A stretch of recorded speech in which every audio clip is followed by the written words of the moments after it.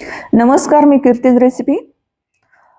थांबा, हा video skip करू नका, कारण आज मी एक नाही, दोन नाही, तब्बल 4 जबरदस्त फराळाचे पदार्थ एकाच व्हिडिओमध्ये बनवून दाखवणार आहे. कुरकुरीत नायलॉन चिवडा, खमंग खारे शेंगदाणे, मसाला काजू आणि गूळ शेंगदाणा लाडू.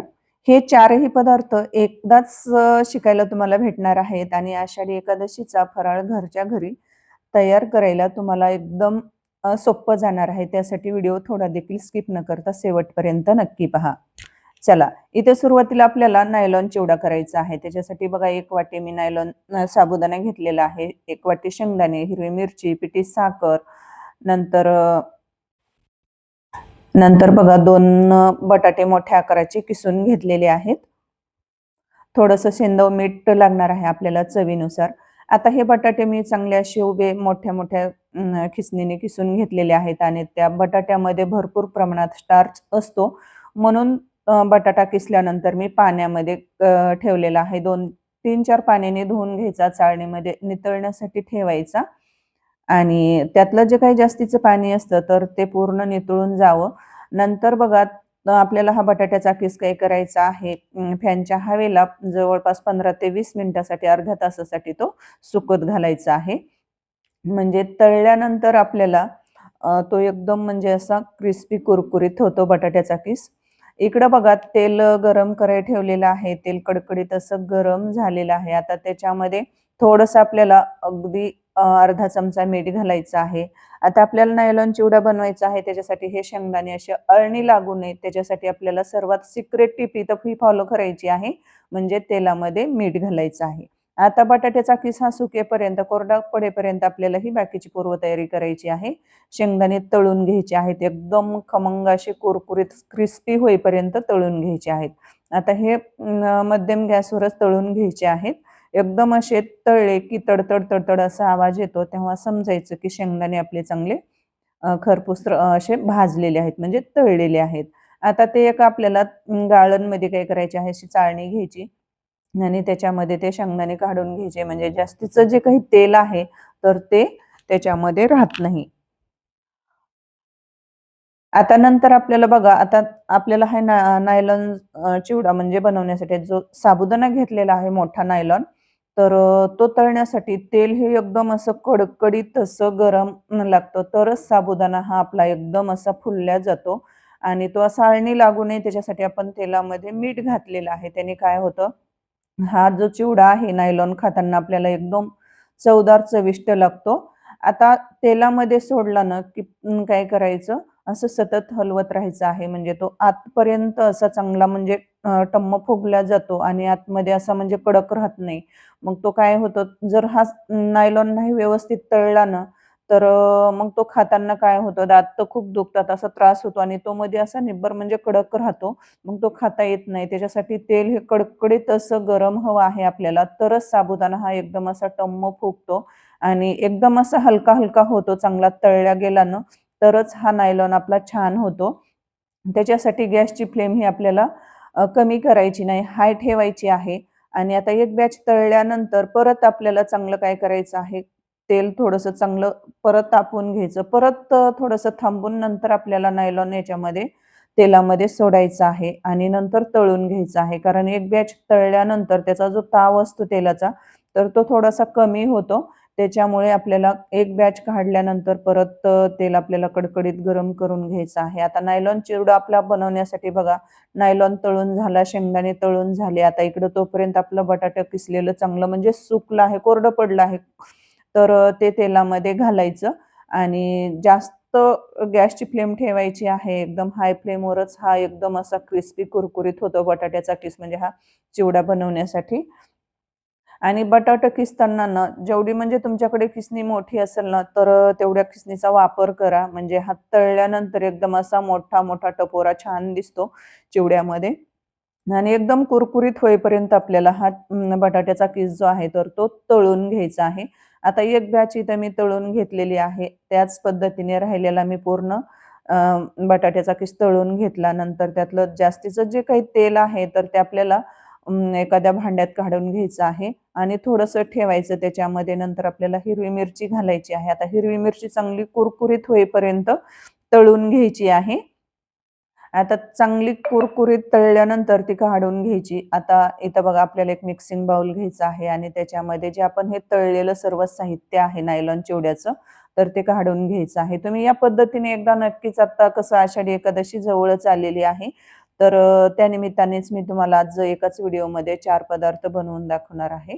तर बघा त्याच्यानंतर याच्यामध्ये घालायची आहे आपल्याला हिरवी मिरची, नंतर थोडीशी पिठी साखर घालायची. पिठी साखर ही आवर्जून घाला म्हणजे थोडंसं कसं छान चव लागते. नंतर आपल्याला शेंदव मीठ घालायचं आणि असं आपल्याला हे टॉस म्हणजे करून घ्यायचं आहे, एकदम मिक्स करून घ्यायचं आहे.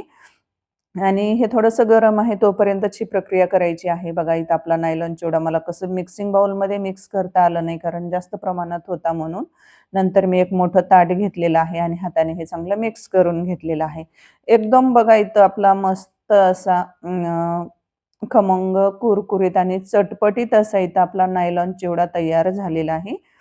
अगदी साध्या सोप्या पद्धतीने मी आज तुम्हाला 4ही पदार्थ घरच्या घरी आषाढी एकादशी स्पेशल बनवून दाखवणार आहे. त्यासाठी व्हिडिओ थोडाही स्किप न करता शेवटपर्यंत पहा. मला एक सांगा मैत्रिणींनो, इथपर्यंत रेसिपी पाहता आलाच आहात तर आपल्या कीर्तीज रेसिपी चॅनलला तुम्ही आणखी सबस्क्राईब केले की नाही? नसेल केलं तर पटकन आपल्या कीर्तीज रेसिपी चॅनलला सबस्क्राईब करा. 1 किलो शेंगदाणे घेतलेले आहेत. आज मी तुम्हाला 1 किलो शेंगदाण्याच्या प्रमाणात मी आज तुम्हाला लाडू बनवून दाखवणार आहे. तर गुळाचं प्रमाण किती घ्यायचं, शेंगदाण्याचं प्रमाण किती घ्यायचं. आता हे शेंगदाणे बघा दुकानातलेच आहेत, तर मी कडकडीत उन्हामध्ये 1 दिवस वाळायला ठेवले आणि नंतर हे आता आपल्याला शेंगदाणे भाजून घ्यायचे आहेत. आता इथं एका डिशमध्ये मी हे शेंगदाणे घेतलेले आहेत. आता वजनीप्रमाणे 1 किलो शेंगदाणे आहेत.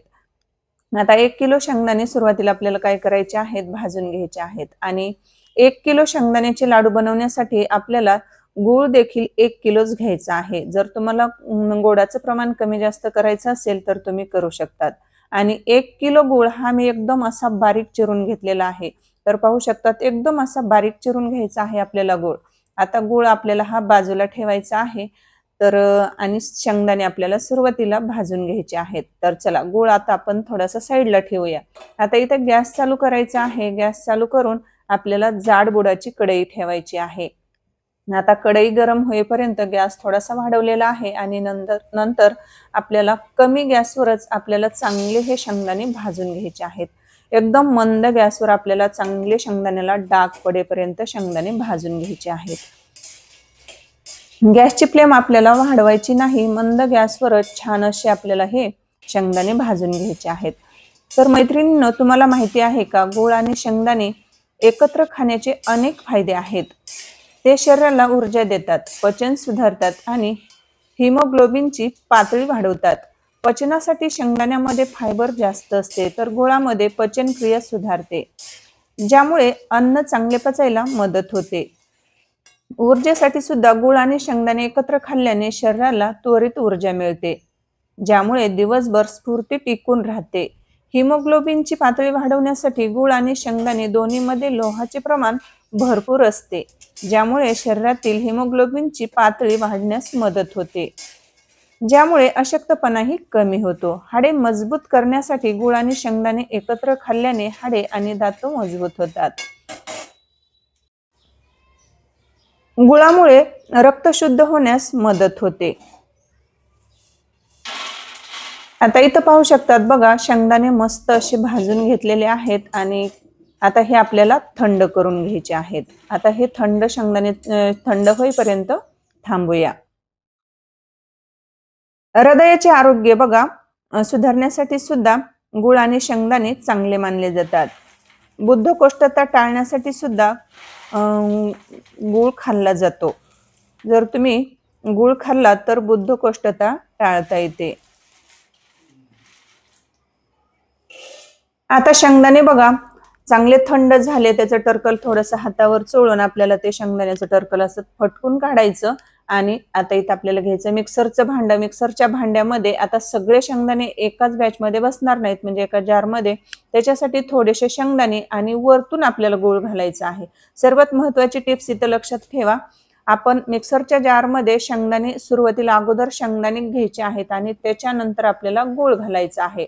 म्हणजे जे आपण लाडू बनवणार आहोत की नाही, तर ते असे चिकट चिवट बनणार नाहीत आणि आपल्याला मिक्सर हे प्लस मोडवर आपल्याला चालू बंद करत आपल्याला हे असं दाणेदार असं हे शेंगदाण्याचं आणि गुळाचं मिश्रण करून घ्यायचं आहे. जास्त बारीक पण करायचं नाही. नंतर मग आपले शेंगदाण्याचे जे लाडू आहेत गुळ शेंगदाण्याचे, तर ते असे चिकट बनतात. मग खाताना ते आपल्याला असे चिकट लागतात, चिवट बनतात. मग ते खायला नको वाटतात. त्याच्यासाठी आपल्याला थोडंसं असं रवाळ असं हे मिश्रण आपल्याला काढून घ्यायचं आहे. आता इथं बघा पूर्ण शेंगदाणे आणि गुळाचं मिश्रण तयार झालेलं आहे. आता याच्यामध्ये जर तुम्हाला आणखी पौष्टिक जर हे लाडू बनवायचे असतील, तर तुम्ही याच्यात ड्रायफ्रूट घालू शकतात. तर मी आज फक्त गूळ आणि शेंगदाण्याचेच लाडू बनवणार आहे. तर पाहू शकतात एकदम असं दाणेदार असे लाडू बनण्यासारखं आपलं हे मिश्रण तयार झालेलं आहे. आता हे तुम्हाला दिसत असेल एकदम असं मोकळं-मोकळं वाटत आहे. पण तुम्ही लाडू वळताल की नाही, तर लाडू बनवताना ते असे दाबून-दाबून आपल्याला हातावर बनवायचे आहे. तर तेव्हा एकदम असा छान असा लाडू बनला जातो. तर असा चिकट होत नाही, चिवट होत नाही. एकदम असा दाणेदार असे इथं शेंगदाण्याचे लाडू आपल्याला इथं अ, वळता येतात. तर एकदम सोप्या पद्धतीने मी आज तुमच्याशी रेसिपी शेअर केलेली आहे. तर झटकीपट बनतात आणि खायला खूप पौष्टिक असतात. तर मी तुम्हाला गूळ आणि शेंगदाण्याचे भरपूर असे फायदे म्हणजे आहेत तर मी सांगितलेले आहेत. तर त्यासाठी तुम्ही नक्कीच हे गूळ शेंगदाण्याचे लाडू बनवा आणि रोज एक लाडू खा. नक्कीच तुम्हाला म्हणजे भरपूर याच्यापासून फायदे भेटणार आहेत. तर इथं आपले सर्व मिश्रणाचे बघा लाडू तयार झालेले आहेत. तर 1 किलो गूळ आणि 1 किलो शेंगदाण्यापासून बघा मोठं एक ताट भरून असे भरपूर असे लाडू बनतात. तर मी मध्यम आकाराचेच बनवलेले आहेत. आता मी तुम्हाला एक फोडून देखील दाखवते. तर पाहू शकतात कसलाच असा चिकट बनत नाही किंवा चिवट बनत नाही. तोंडात टाकताच विरघळणारे हे गूळ आणि शेंगदाण्याचे लाडू तुम्ही पण एकदा नक्की ट्राय करा. रेसिपी खरंच खूप सोपी आहे, झटपट बनणारी आहे, पौष्टिक आहे आणि लहान मुलांना, मोठ्या माणसांना म्हणजे सर्वांनाच हे लाडू खायला खरंच खूप म्हणजे आवश्यक आहेत. तर नक्कीच तुम्ही ही रेसिपी एकदा बनवून बघा. रेसिपी जर आवडली असेल तर नक्की तुमच्या मित्र-मैत्रिणींना जास्तीत जास्त जणांना शेअर करत चला. तर आहे की नाही रेसिपी सोपी? तर मला एक सांगा मैत्रिणींनो, तुम्ही आपल्या चॅनलला आणखी सबस्क्राईब केलंय की नाही? नसेल केलं तर वाट कसली बघताय? पटकन आपल्या कीर्तीज रेसिपी चॅनलला सबस्क्राईब करा. जर तुम्हाला कीर्तीज मसाले ऑर्डर करायचे असतील, तर इथे दिलेल्या नंबरवर पटकन जायचं आहे आणि WhatsAppला हाय पाठवायचं आहे आणि तिथून तुम्हाला मसाले बुक करायचे आहेत. घरच्या घरी सोप्या पद्धतीने खारे शेंगदाणे आणि मसाला काजू कसे बनवायचे तर ते सांगणार आहे. हे कुरकुरीत आणि चवदार स्नॅक्स चहासोबत, पार्टीसोबत किंवा चवीला लज्जत देण्यासाठी उत्तम आहेत. तर तुम्ही एकदा नक्की या पद्धतीने ट्राय करा. रेसिपीमध्ये वापरलेले मसाले आणि घटक तुमच्या चवीला नक्कीच लज्जत देतील. चला तर मग कीर्तीज रेसिपीसोबत या स्वादिष्ट सफरीला सुरुवात करूया. रेसिपी शेवटपर्यंत नक्की बघा. अशाच पारंपरिक आणि नवनवीन रेसिपी पाहण्यासाठी कीर्तीज रेसिपी चॅनलला सबस्क्राईब करा आणि सोबतच बेल आयकॉन प्रेस करा. तर चला मग वेळ न घालवता लगेच रेसिपीसाठी सुरुवात करूया. इथं एक आपल्याला पात्र घ्यायचं आहे. त्याच्यामध्ये 1 वाटी शेंगदाणे घ्यायचे आहेत. हे शेंगदाणे आपल्याला त्याच्यामध्ये भरपूर असं पाणी घालायचं आहे. शेंगदाणे आपल्याला हे 2 तास भिजत ठेवायचे आहेत. त्याच्यात आपल्याला 1 चमचा मीठ घालायचं आहे. पोहे खायच्या चमच्याने 1 चमचा मीठ घालायचं आणि झाकण ठेवून आपल्याला हे शेंगदाणे 2 ते 3 तास आपल्याला हे भिजत ठेवायचे आहेत. आता इथं पाहू शकतात 2-2.5 तास झालेले आहेत आणि शेंगदाणे मस्त असे इथं भिजलेले आहेत. जसे की ओल्या शेंगा असतात की नाही, तर तसेच हे शेंगदाणे भाजलेले आहेत. आता इथे एक आपल्याला पात्र घ्यायचं आहे. त्याच्यावर आपल्याला पुरण गाळायची गाळण ठेवायची आहे आणि त्याच्यावर आपल्याला त्या गाळणीमध्ये शेंगदाणे ओतायचे आहेत. म्हणजे असं केल्याने काय होईल, जे शेंगदाण्यामध्ये जे जास्तीचं पाणी आहे एक्स्ट्राचं, तर ते पाणी खालच्या पात्रात नितळून जाईल. आता नितळल्यानंतर 5 मिनिटांनी नंतर आपल्याला काय करायचं आहे, सुती कपडा अंथरायचा आहे आणि त्याच्यावर आपल्याला फॅनच्या हवेला जवळपास अर्धा ते पाऊण तास आपल्याला हे शेंगदाणे पसरून सुकत ठेवायचे आहेत. आता इथं बघा मी घरातच फॅनच्या हवेला हे शेंगदाणे टेबलवर एका सुती टॉवेलवर मी हे पसरून ठेवलेले आहेत आणि अर्ध्या तासाने आपल्याला हे शेंगदाणे पाहायचे आहेत. आता इथं पाहू शकतात अर्धा तास झालेला आहे आणि शेंगदाणे मस्त असे सुकलेले आहेत, म्हणजेच कोरडे पडलेले आहेत. जे जास्तीचं पाणी आहे तर ते गेलेलं आहे. तर चला आता इथे सुरुवातीला बघा आपल्याला घ्यायचे आहेत काजू.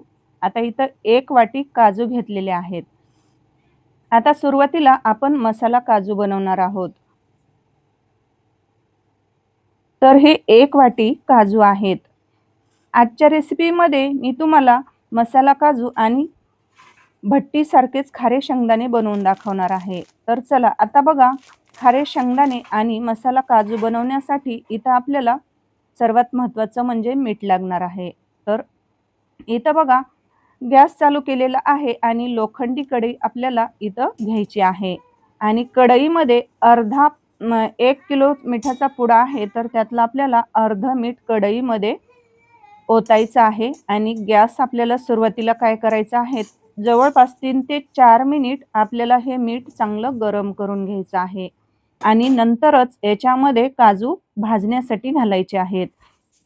आता इथं 3-4 मिनिट झालेलं आहे आणि आता इथं आपल्याला गॅसची फ्लेम कमी करायची आहे आणि नंतर आता आपल्याला हे जी 1 वाटी काजू आहेत, तर हे काजू आपल्याला आता या मिठामध्ये भाजायला टाकायचे आहेत.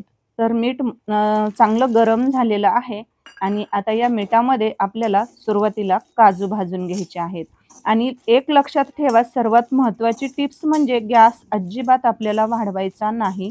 नाहीतर मग काय होईल, काजू हे करपतील आणि खायला व्यवस्थित लागणार नाहीत. एकदम मंद गॅसच ठेवायचा आहे. काजू पटकन भाजले जातात कारण कसं काजूला आमचा स्वतःचा जास्त तेलकटपणा असतो. त्यामुळे गॅस आपल्याला अजिबात वाढवायचा नाही. एकदम मंद गॅसवर आपल्याला अगदी 4 ते 5 मिनिटात हे काजू भाजले जातात.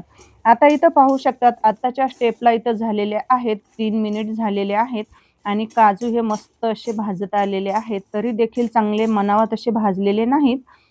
सतत आपल्याला हे उलटाण्याने झाऱ्याने हलवत राहायचं आहे. कारण आणि तळापासून सर्वात महत्त्वाचं म्हणजे आणखी एक टिप्स तळापासून आपल्याला हे सतत हलवत राहायचं आहे. कारण कसं काही काजू हे तळाला राहतील आणि ते मग खाली तळाला करपतील. त्याच्यामुळे आपल्याला तळापासून आपल्याला झाऱ्याने हे काजू हलवत राहायचं आहे. आणि जे मिठाच्या साईडला जे गेलेले आहेत काजू तर ते आपल्याला मिठामध्येच घ्यायचे आहेत. म्हणजे मिठामध्येच आपल्याला चांगले हे खरपूस रंगाचे असे भाजून घ्यायचे आहेत. आता इथं पाहू शकतात आताच्या स्टेपला इथं झालेले आहेत जवळपास 5 मिनिट आणि काजू मस्त असे खरपूस रंगाचे भाजलेले आहेत. आता इथं बघा झाऱ्याने आपल्याला ते घ्यायचे आहेत. झाऱ्यामध्ये घ्यायचे म्हणजे त्यातलं जे मीठ आहे तर ते आपल्याला असं हलवून झाऱ्यामध्ये घ्यायचे म्हणजे जे मीठ आहे तर ते मीठ खाली पडलं जातं आणि काजू आपल्याला एका बाउलमध्ये काढून घ्यायचे आहेत. आता इथं पाहू शकतात एका बाउलमध्ये मी काजू हे काढून घेतलेले आहेत. एकदम असे खमंग कुरकुरीत असे भाजलेले आहेत आणि इथं आता सर्वात महत्त्वाचं आता आपण आज मसाला काजू बनवतोय त्यासाठी आपल्याला इथं लागणार आहे छोटा 1 चमचा बटर लागणार आहे. थोडासा चाट मसाला लागणार आहे आणि थोडीशी जिरेपूड लागणार आहे. आता याच्यामध्ये मीठ अजिबात घालायचं नाही कारण कसं आपण काजू हे मिठामध्येच भाजून घेतलेले आहेत आणि सर्वात महत्त्वाचं म्हणजे काजू आपण मिठातले काढले की लगेच याच्यामध्ये जोपर्यंत गरम आहेत तेव्हाच आपल्याला याच्यामध्ये बटर, चाट मसाला आणि जिरेपूड घालायची आहे आणि हे चमच्याने चांगलं मिक्स करून घ्यायचं आहे.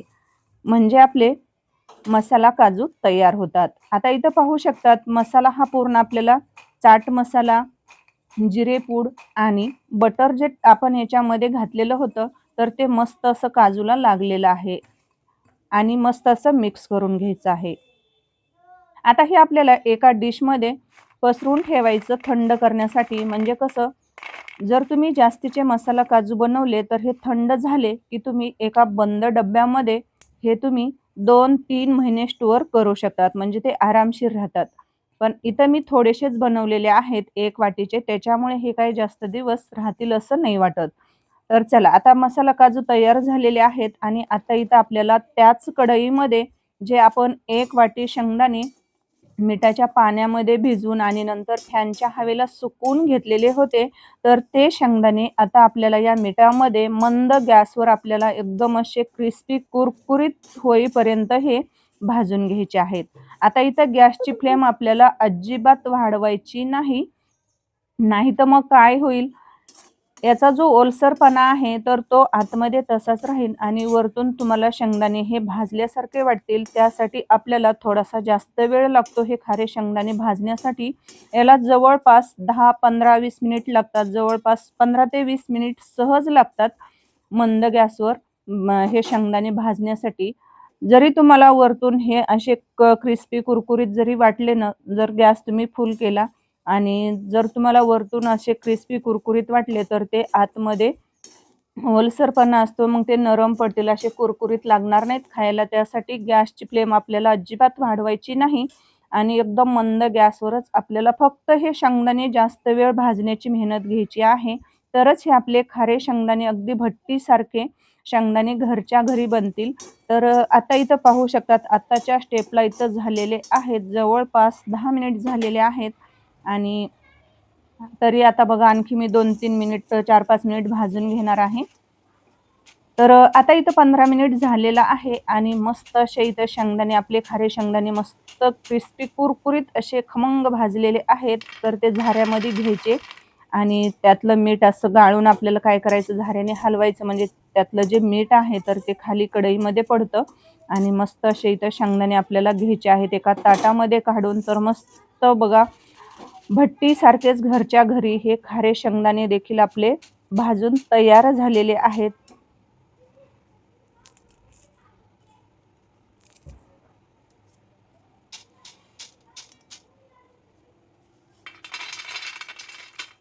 तर ते एका आपण ताटामध्ये काढून घेतलेले आहेत. तर इथं आपले काजू, मसाला काजू आणि खारे शेंगदाणे हे दोन्ही पण आपले इथं तयार झालेले आहेत. तर आहे की नाही मैत्रिणींनो रेसिपी सोपी? तर तुम्ही एकदा नक्कीच ट्राय करा आणि आजची रेसिपी कशी वाटली मला नक्कीच कमेंट करून सांगा. आणि जर तुम्हाला रेसिपी माझी थोडी देखील जर आवडत असेल ना, तर प्लीज एक लाईक करत जा आणि छान-छान अशा कमेंट करत जा. आणि तुम्ही कुठून माझा व्हिडिओ पाहतात तर मला कमेंटमध्ये जरूर कळवा, म्हणजे मला पण समजेल की माझा व्हिडिओ कुठपर्यंत पोहोचतो ते. आणि तुम्ही पण एकदा नक्कीच घरच्या घरी खारे शेंगदाणे, मसाला काजू एकदा बनवा आणि फॅमिलीसोबत नक्कीच त्याचा आस्वाद घ्या. रेसिपी आवडली असेल लाईक करा, शेअर करा, जास्तीत जास्त मित्र, मैत्रिणी, नातेवाईकांसोबत शेअर करा. आणि कीर्तीज रेसिपी चॅनलला जर तुम्ही सबस्क्राईब केलं नसेल तर पटकन सबस्क्राईब करा. वाट कसली बघताय? आणि साईडची बेल अजिबात वाजवायला विसरू नका, म्हणजे सर्वात अगोदर अशाच झटपट बनणाऱ्या आणि युनिक अशा रेसिपी मी अपलोड केलेल्या सर्वात अगोदर तुम्हाला पाहायला भेटतील. जर तुम्हाला आजची रेसिपी थोडी देखील आवडली असेल तर प्लीज एक लाईक करा, जास्तीत जास्त शेअर करा आणि आपल्या कीर्तीज रेसिपी चॅनलला सबस्क्राईब करायला अजिबात विसरू नका. आणि हो, नवनवीन अपडेट्ससाठी तुम्हाला साईडची बेल वाजवून नोटिफिकेशन ऑल करायचं आहे.